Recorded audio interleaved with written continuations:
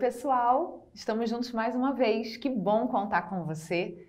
Nós somos Tatiana e Ronaldo de Mello, nós somos da Pastoral Familiar, estamos aqui diretamente do Rio de Janeiro, dessa Arquidiocese de São Sebastião, para compartilhar um pouquinho com vocês esse percurso que nós estamos fazendo até chegarmos à teologia do corpo, mas começando com o livro Amor e Responsabilidade, do então bispo da Cracóvia, Karol Wojtyła.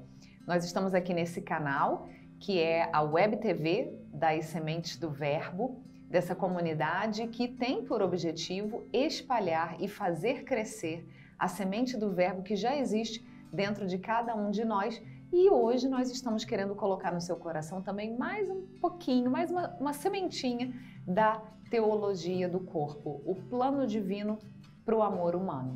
Muito obrigada por você estar conosco e hoje o tema do nosso episódio, já que nós começamos nessa série sobre o matrimônio, hoje a gente vai falar talvez um questionamento, uma dúvida que você tenha ou que você conheça gente que tem. Afinal de contas, faz tanta diferença assim? O matrimônio, a instituição do matrimônio, da família, ainda tem valor nos dias de hoje? É exatamente esse o tema do nosso episódio. E para entender se algo tem valor ou não tem valor, a gente costuma fazer uma dinâmica muito simples, muito tranquila.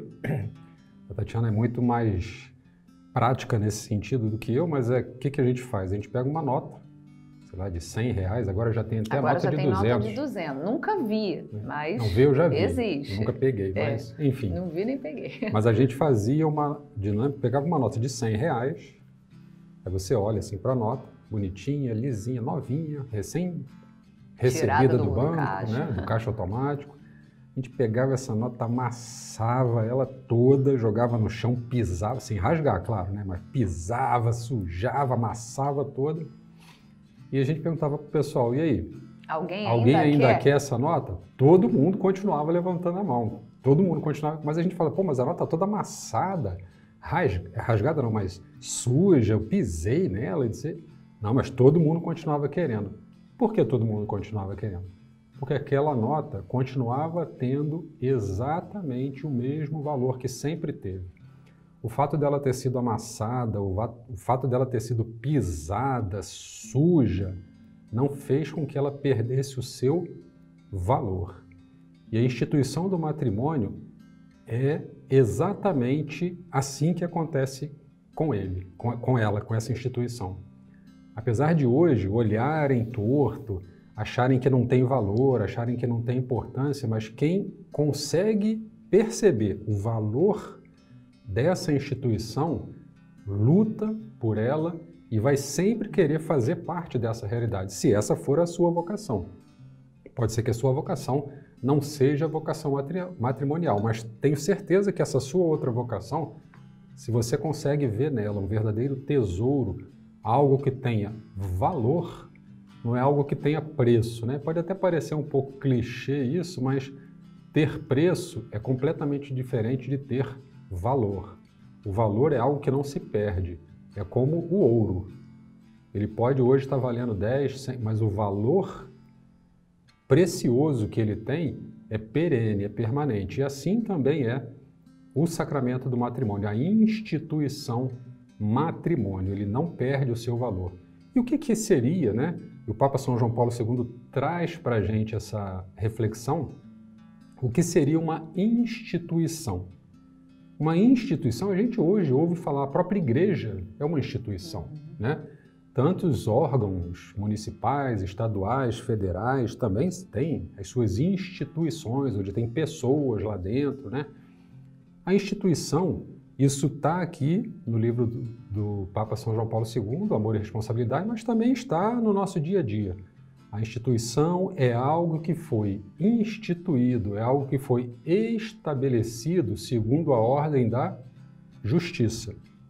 Para tornar justo Então, a igreja é uma instituição, ela existe para tornar justo uma série de coisas. Tudo que tem a ver com a nossa fé, né? Cada instituição engloba diversos elementos, estabelece ali uma ordem para que aquilo funcione, aquela engrenagem funcione de uma maneira justa, ou seja, de acordo com a justiça. Exatamente.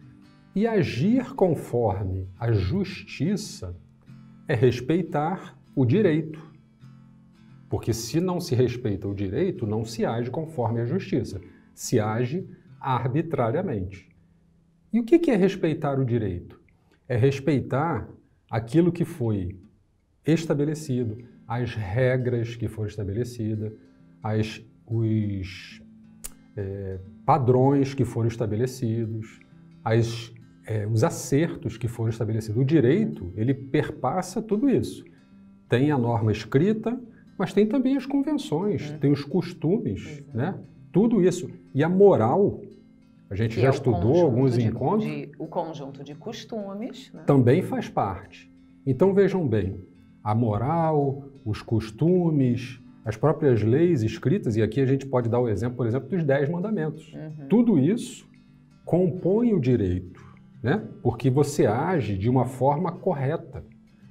E esse direito vai dar a base da justiça, que vai ser o alicerce das instituições. Então, o matrimônio é uma instituição porque ele percorre esse mesmo caminho. E aí você pode se perguntar, mas quem criou essa instituição? Quem instituiu o matrimônio? Foi o ser humano, o homem e a mulher, que começaram a se amar? Ou houve uma instituição superior que veio de alguém maior? Lembrem do nosso último episódio, nosso último encontro, onde a gente ressaltou de forma muito incisiva, muito eloquente, porque o próprio Jesus assim fez, as palavras de Jesus, onde ele falava da realidade da vida matrimonial lá para os fariseus que questionavam ele. E lembrava do princípio. Então ele foi lá no Gênesis, lá na nossa origem, na nossa criação, e trouxe aquela passagem bíblica que muita gente conhece, né? Por isso, deixará o homem seu pai e sua mãe e se unirá à sua mulher e os dois serão uma só carne. É verdade. Então a gente vê que não é só um impulso meramente humano, que homens e mulheres em todos os tempos, em todas as culturas, de todas as raças, se apaixonam e ficam juntos e constituem família. E muitos, inclusive, pode ser um povo arborígene, lá nos confins.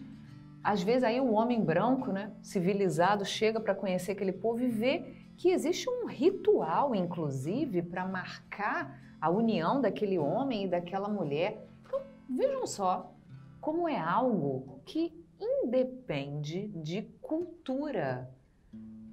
No Oriente, no Ocidente, muda muito pouco. Mas, além disso, além desse aspecto meramente natural, vamos dizer assim, e humano, homens e mulheres se juntam, ficam juntos, se amam, são atraídos um pelo outro e têm filhos, formam famílias e cuidam das suas famílias, e aí uma junção de várias famílias forma pequenas comunidades e essas comunidades vão formando cidade. Além desse aspecto meramente natural, humano, existe também o aspecto sobrenatural. Ou seja, essa união foi querida, foi ordenada, não só no sentido de dar uma ordem, mas foi estabelecida pelo próprio Criador. Ele mesmo disse, por isso deixará o homem seu pai e sua mãe e se unirá à mulher e eles serão uma só carne. Ou lá no Gênesis também, crescei e multiplicai-vos. Né? Que bonito a gente ver isso, né? Inclusive, há um estudo, né, mais do lado psicológico, onde mostra que esse movimento de sair da sua casa de origem para formar uma nova união e a partir dessa nova união ser constituída uma nova família, é um movimento para uma instituição, porque uma instituição é algo independente. A instituição, ela pode ter ligações, mas ela deixa de ser aquela realidade. A ligação que eu tinha antes, agora eu instituo uma nova realidade. Então a gente consegue perceber com isso que aquele homem e aquela mulher que se unem nessa instituição matrimonial formam a partir dali uma nova sociedade, uma nova união. E é interessante, quem é casado, pensa só, reflete só comigo. Eu como esposa, tinha os meus hábitos da casa onde eu morava, as coisas, o lugar onde as coisas ficavam, o tipo de comida que a gente comia. Ronaldo tinha o jeito de se organizar da casa dele, e aí nós nos juntamos e formamos uma nova família, um novo matrimônio, uma nova instituição. Você já reparou como o jeito que a sua casa é organizada, as coisas que você come, a rotina, nunca é igual, nem a sua que você, mulher, tinha, e nem a que o homem tinha, como vocês criam algo novo. Ou seja, esse movimento de criarmos uma nova instituição a partir daquela que já existia. É verdade. E essa instituição, e toda instituição é feita, né, para justificar, e no nosso caso, a instituição do matrimônio, ela serve para justificar aquela união que aconteceu. E justificar não é no sentido de desculpar. Dar uma né? desculpa. Dar uma desculpa. Não. Mas justificar no sentido de torná-la direita, torná-la correta, torná-la conforme aquilo que é o sonho original de Deus, que a gente retomou há pouco, das palavras de Jesus, de que no princípio não era assim. A gente pode até usar a palavra desculpar, né? Ou seja, não tem culpa, não tem nada de errado. Então, a instituição do matrimônio justifica, ou seja, dá Torna um motivo justo, um motivo justo para que o homem e a mulher se unam. Ou seja, aí a gente já começa a ver, e talvez você tenha questionamentos nesse sentido. Por que a igreja não se moderniza? E por que ela insiste em dizer que o sexo antes do casamento é pecado? Ou mais, não é o sexo antes do casamento, o sexo fora do casamento, fora da instituição matrimonial. Por que a igreja não moderniza? Todo mundo faz hoje em dia. Isso era antigamente, né? Antigamente, Moisés nos deu o direito de uma carta de... onde a gente vive tempos onde muitas pessoas dizendo a mesma coisa querem que essa coisa se torne verdade, né? Então, isso não necessariamente acontece. Não é porque todo mundo faz, não é porque todo mundo fala, não é porque todo mundo faz, porque se tornou certo, se tornou correto, se tornou a lei. É verdade. Então, o que a gente vê é que o matrimônio, ou seja, o vínculo matrimonial, formal, aquele compromisso perante a comunidade e, no nosso caso, perante o próprio Deus também, a gente vê que o matrimônio justifica a relação sexual entre um homem e uma mulher. O que significa isso? Eu não estou tendo relação com você porque eu quero me dar bem, porque eu quero me aproveitar, porque eu quero sugar de você tudo que eu puder, porque eu quero ter prazer. E aí, quando eu cansar, eu te jogo fora e procuro outro melhor, mais bonitão. Não é isso. Isso é brincadeira. O matrimônio vem justificar, vem tornar junto. Eu me uno a você porque eu te amo e porque eu quero construir com você uma nova família, uma nova instituição. Eu quero trazer algo de bom para esse mundo. Por isso eu me uno. E aí você vê, nesse caso, o sexo, a relação sexual é justificável. Não, eles estão fazendo isso porque eles querem construir uma família, eles querem fortalecer a sociedade. E não só ficar um brincando com o outro e aí quando cansar vai cada um para um lado.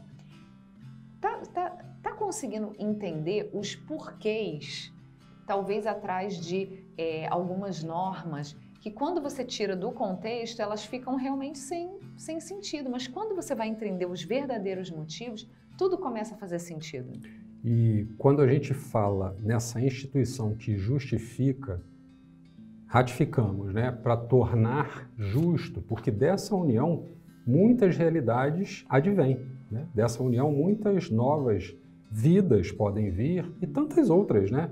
Uniões, ações, compromissos, tudo isso pode acontecer. E é interessante que o Papa São João Paulo II traz a seguinte reflexão. É uma reflexão singela, mas ao mesmo tempo muito profunda. Quando o homem e a mulher se entregam no matrimônio para construir, para realizar ou para instituir, sendo redundante, essa instituição, né? Não basta esse ato de eu me entregar a alguém e alguém se entregar a mim. Principalmente para nós que cremos e temos fé. Alguns encontros atrás a gente falava sobre a fé e a razão, e fica aqui novamente o convite para vocês lerem e estudarem Fides et Ratio, do Papa São João Paulo II. Mas a gente que consegue perceber a quem nós pertencemos, se nós temos a plena consciência, raciocinamos, temos a consciência de que pertencemos a Deus porque somos suas criaturas, eu não me pertenço num primeiro momento, porque eu pertenço a Deus. Se eu creio que ela também é uma criatura de Deus, num primeiro momento, ela não se pertence, mas ela pertence a Deus. Então, como que eu posso me entregar a alguém se eu não me pertenço? Eu sou criatura de Deus. E como ela pode se entregar a alguém se ela também não se pertence nesse primeiro momento? Só que só enxerga isso quem tem essa fé de que reconhece que é criatura. Então, esse entregar-se mutuamente desvinculado de Deus não faz sentido para nós. Porque perante Deus, Ele, como Senhor da minha vida, como meu proprietário, né? Eu vou usar essa palavra, a palavra parece um pouco, porque você está falando de propriedade de um objeto, mas é só para você entender. Deus como nosso Senhor. Como né? nosso Senhor. Nós chamamos Deus de Senhor, Ele tem um senhorio sobre nós. É fundamental que eu vá na presença de Deus e que para na presença dEle, Ele, como meu Senhor e como Senhor dela, Ele sim, Ele é o meu Senhor, Ele tem a propriedade, eu pertenço a Ele. Ele tem o poder de me dar a ela e Ele tem o poder de dar, entregar ela a mim.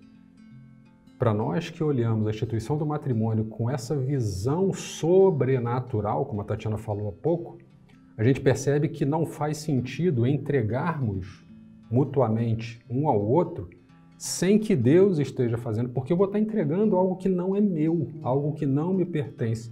Eu tenho que me colocar na frente de Deus e dizer para Ele, Senhor, aqui está a tua criatura, e Ele me entrega.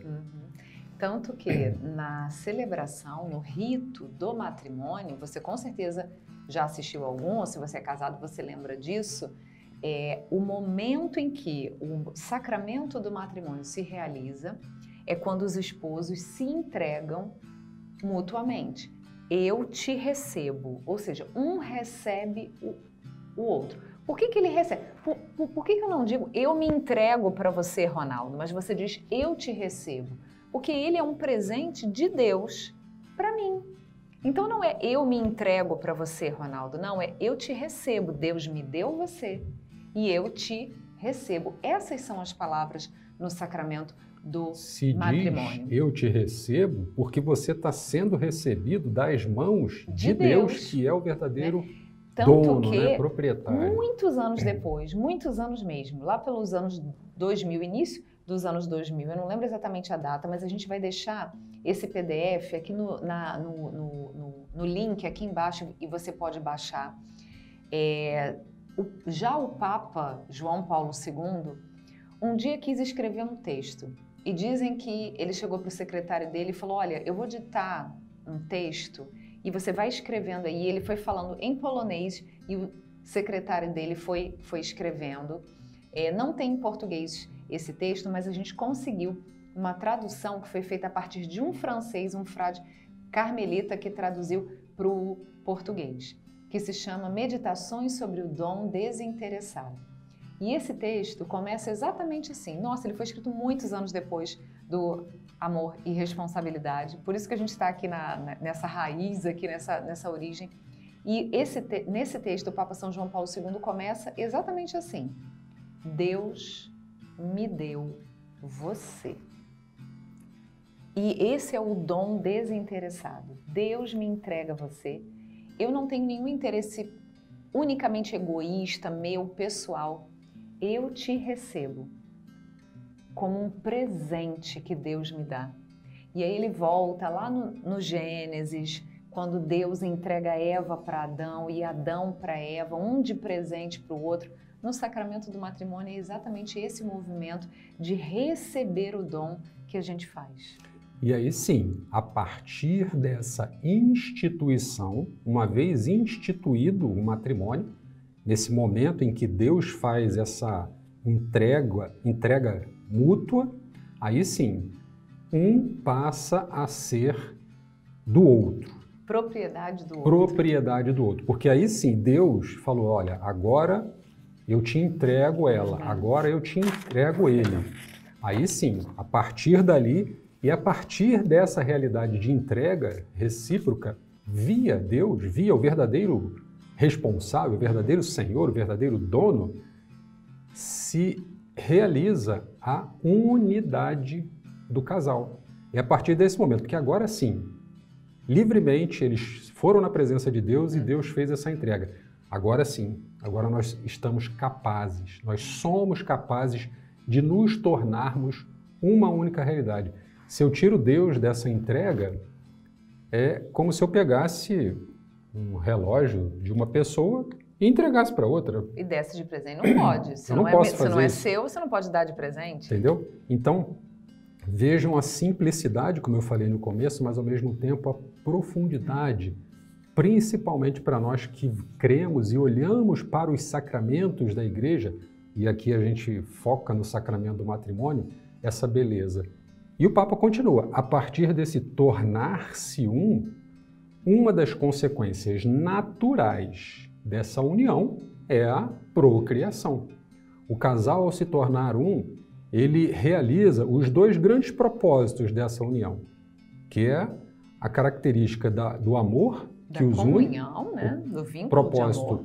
Comunhão e o propósito procriação. Essas duas realidades estão muito presentes em todos os momentos em que o casal se une, que o casal se torna conjugalmente falando, sexualmente falando, depois dessa instituição. É isso que o Código de Direito Canônico, por exemplo, vai chamar dos aspectos unitivo e procriativo do sacramento do matrimônio. Ou seja, se você for pegar a definição no Código de Direito Canônico do que é o sacramento do matrimônio, você vai ver que ele existe para o bem dos esposos. Então, em primeiro lugar, a união, o crescimento do amor, o crescimento junto, né, em santidade, o bem dos esposos e a geração e educação da prole. Então, são os dois fins que, como se fossem duas faces da mesma moeda, o aspecto unitivo, então a união, a comunhão de vidas, que faz com que duas pessoas se tornem uma só, e o aspecto procriativo, que é essa possibilidade de gerar novas vidas.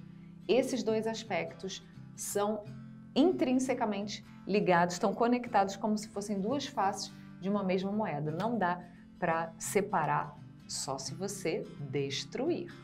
Exatamente. E o Papa São João Paulo II segue dizendo que a partir dessa instituição e pelas palavras que ele vai desenvolvendo esse raciocínio, a partir da instituição do matrimônio entre um homem e uma mulher, ainda não há uma família. Só há o matrimônio ali presente, mas não há uma família. Por quê? Aí aqui eu trago para vocês dois aspectos. O aspecto da realidade humana e o aspecto da realidade legal. O aspecto da realidade humana mostra que a família, você precisa ter duas gerações presentes. Ou seja, os pais e os filhos. Aí sim você tem uma família. Por isso que se constitui efetivamente uma família a partir do nascimento dos filhos de um casal da instituição do matrimônio. Então, há um matrimônio e a família passa a existir a partir do nascimento dos filhos. E no Brasil, por exemplo, eu não sei se você que vai estar assistindo é de outro país, mas no Brasil, a gente tem o Estatuto da Criança e do Adolescente, que lá no seu artigo 25 fala o que é a família natural. E aqui é o âmbito, é o direcionamento, é o braço legal que eu trago para vocês. O que é a família natural segundo o Estatuto da Criança e do Adolescente? É a união dos pais ou de um deles, qualquer deles, com os seus filhos. Ou seja, acontece a mesma coisa. É preciso que hajam duas gerações diferentes, os mais velhos e os mais novos. Para que haja efetivamente, e a partir desse momento, a instituição dessa família que se torna essa pequena sociedade que faz parte de uma grande sociedade, que precisa estar bem cuidada para que a própria sociedade esteja bem cuidada. E aqui a gente faz esse chamado de atenção. Como a nossa sociedade, também na sua origem, tem tratado mal ou tem se descuidado do matrimônio, se eu me descuido do matrimônio, eu não consigo cuidar da família, que surge a partir do matrimônio. Então, a família é algo que existe a partir da instituição do matrimônio. Então, há uma ligação direta. Se a nossa sociedade hoje está doente, é porque a família está doente e porque o matrimônio está doente. Inclusive, a gente vai deixar aqui no link também, hoje a gente está deixando um material bacana para você pode baixar, olhar com calma depois. Nós tivemos a graça de participar de um encontro mundial das famílias em 2009 na cidade do México, e o tema do encontro foi Família Formadora de Valores Humanos e Cristãos. Uma das palestras no Congresso Teológico que nós assistimos lá era de uma professora do Departamento de Economia da Universidade de Washington, e ela trouxe dados de uma pesquisa do departamento, uma pesquisa muito grande, feita com milhares de famílias nos Estados Unidos, no Canadá e na Guatemala, ou seja, 2 países ricos e a Guatemala, que é um dos países mais pobres das Américas. O objetivo dessa pesquisa era tentar verificar se o casamento, não no sentido religioso, o casamento, uma união, nem que fosse civil, entre um homem e uma mulher, se ele faz alguma diferença, se ele tem algum valor para as sociedades. E aí fizeram pesquisas de diversos âmbitos, no âmbito da saúde, da cultura, da educação, da assistência social, enfim, vários níveis. E veja bem, é uma pesquisa acadêmica do Departamento de Economia. Qual foi a conclusão que essa pesquisa chegou? E a gente traz para você aqui a tradução dos dados que foram apresentados lá, porque eles foram apresentados em inglês. Todos os dados, os índices positivos, eram maiores e melhores nas famílias que eles chamam de funcionais, ou seja, aquela família que dá certo, a família que funciona. Pai e mãe, unidos pelo vínculo do casamento, nem que seja o casamento civil, ou seja, tem algum compromisso firmado, legal, escrito, e os seus filhos. Todos os índices positivos eram maiores nesse tipo de família. Então, a renda per capita era maior, o índice de escolaridade era maior, o bem-estar social era maior e todos os índices ruins eram menores. Então, menos chance de violência doméstica, drogadição, delinquência juvenil, evasão escolar, depressão, etc. E nas famílias que, por algum motivo, ou não tinham vínculo do matrimônio, ou seja, o casal só coabitava juntamente com seus filhos, ou então eram famílias em que só tinha o pai ou só tinha a mãe, ou então às vezes as crianças eram criadas por uma geração anterior pelos avós ou enfim pelos tios. Nessas famílias era tudo o oposto. Quando não existia o casamento, todos os índices bons eram menores nessas famílias e todos os índices ruins, infelizmente, eram maiores. Então, maior índice de pedofilia, violência doméstica, depressão, suicídio, evasão escolar, drogadição. Qual foi a conclusão que essa pesquisa chegou? Uma pesquisa acadêmica do Departamento de Economia. A sugestão era: governos invistam no casamento, promovam, estimulem para que os casais se casem efetivamente, para que eles tenham um vínculo formal, porque vocês vão ter menos despesa com segurança pública, com assistência social, com educação, com saúde. Se nós olhamos além dessa visão natural e olhamos com um olhar sobrenatural, imagine só o valor aos olhos de Deus e aos olhos da fé que o sacramento do matrimônio não tem. Se o casamento humano, um vínculo legal, humano, já tem um grande valor para a sociedade, imagine só quando a gente vê que o próprio Cristo eleva a dignidade de sacramento uma instituição como essa. E como a família é instituída a partir da instituição do matrimônio, diz o Papa São João Paulo II, se numa sociedade o matrimônio não estiver protegido, a família perecerá. E se a família perecer, o que acontece com a sociedade? Infelizmente, muito do que a gente enxerga e constata hoje, não só na realidade brasileira, mas na realidade mundial. A família ela é maltratada, mal cuidada, não só no Brasil, mas no mundo inteiro. Mas a sua origem é a partir da instituição do matrimônio. Por isso que a gente falou em alguns encontros atrás desse amor exclusivo, e eu lembro aqui de um pároco já falecido da paróquia que a gente faz parte, falava de um amor preferencial. A gente já falou em alguns encontros bem lá para trás desse amor preferencial que o homem tem pela mulher. Mas e aí me diz uma coisa, e se dessa união do homem e da mulher, desse matrimônio, não vierem os filhos? E aí, como por exemplo, quem conhece um pouco a nossa história, sabe que é o nosso caso, né? Nós temos um anjinho, mas ele já está lá no céu, ele é apressado, deve ter puxado a mãe, ele é apressado, ele já correu e já foi lá para o céu e só sobramos nós aqui na Terra. O matrimônio perde o seu valor se os filhos não vêm? Né? A gente tem um exemplo dos próprios fundadores da comunidade Semente do Verbo, o diácono Jorge e Maria Josete, que também vivem a mesma realidade que nós vivemos, e vejam a fecundidade que eles tornaram o matrimônio deles. A partir do matrimônio deles, eles conseguiram constituir uma grande família. Não foi uma família formada por filhos biológicos, mas foi uma família formada por filhos espirituais. Então, sim, passou a existir uma nova família. E a gente crê também que temos muitos filhos espirituais nos quais a gente ajuda a formar, ajuda a educar. Então também constituímos uma família, não só nós dois constituímos um matrimônio, mas junto com esses filhos espirituais nós constituímos uma família dentro do plano de Deus. E tantas outras também que encontram o seu caminho, a sua vocação e a sua missão através da adoção. Então são os filhos do coração, não foram gerados biologicamente, mas foram gerados no coração. E até legalmente, né? Filho é filho. A lei, e aqui mais uma vez eu falo do exemplo da lei brasileira, mas se você assiste a gente de algum outro lugar do mundo, acredito que no seu país também seja assim, porque no Brasil, filho é filho.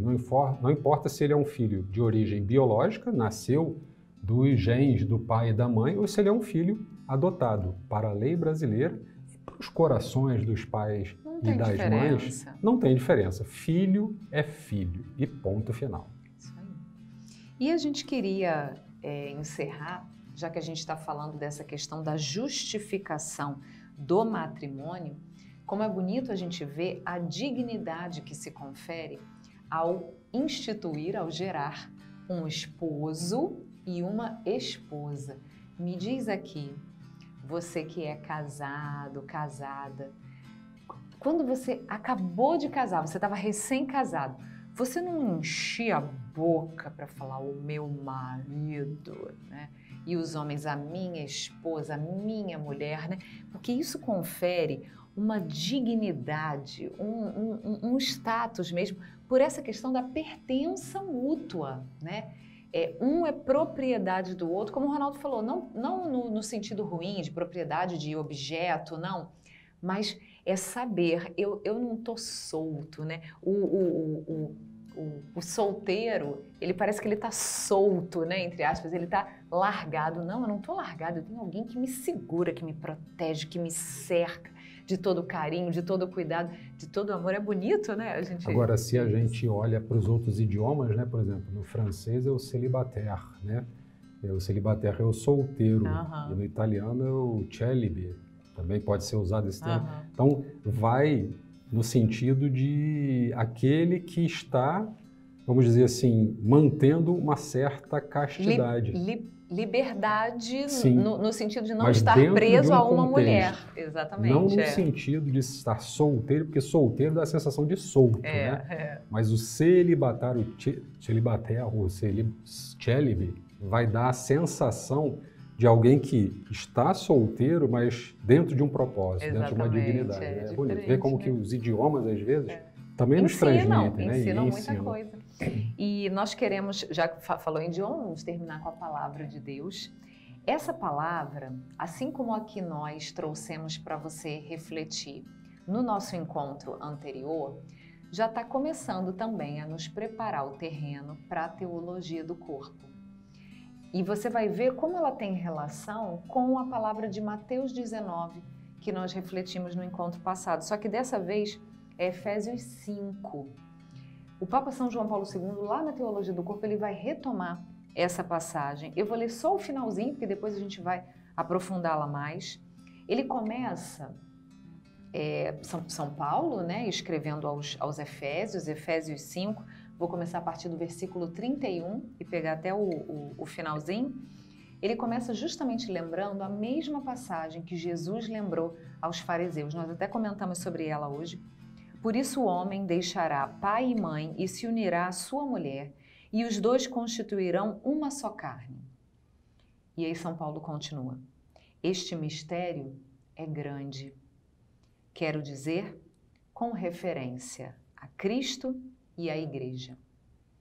Ou seja, o fato de homem e mulher constituírem uma só carne representa esse grande mistério, que é a união mística de Cristo, esposo, com a Igreja, sua esposa.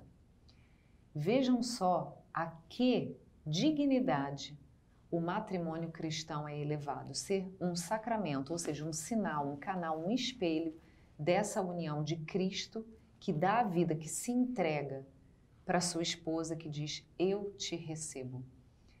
Depois, na teologia do corpo, nós vamos aprofundar. São João Paulo II fala de uma maneira brilhante sobre essa passagem e o sentido do matrimônio. Mas guarda aí, marca aí na sua Bíblia, anota, porque depois a gente vai trabalhar isso melhor. E assim a gente encerra mais um encontro. Agradecemos muito pela sua participação. Compartilhe, divida, faça com que essa mensagem, que não é nossa, possa chegar a tantas pessoas que precisam ouvir um pouco mais sobre essa maravilha que é a instituição do matrimônio. Agradecemos a você por tudo e esperamos continuar contando com a sua ajuda para espalharmos sementes de amor.